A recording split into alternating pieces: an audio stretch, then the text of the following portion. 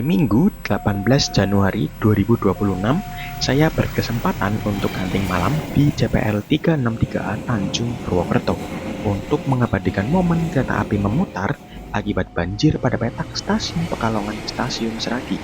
Beberapa kereta yang saya dapatkan yaitu kereta api Sembrani, Harina, dan kereta api Majapahit.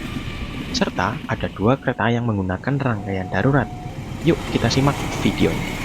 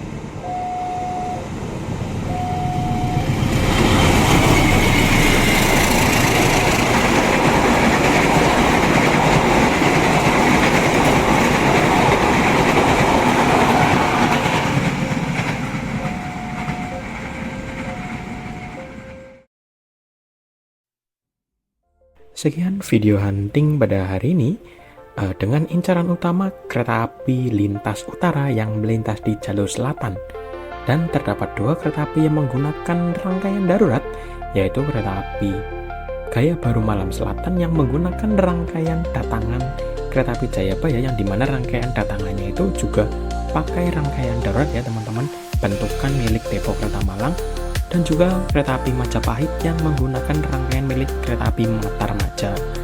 Terima kasih buat teman-teman yang sudah menonton. Sampai jumpa lagi di video hunting selanjutnya.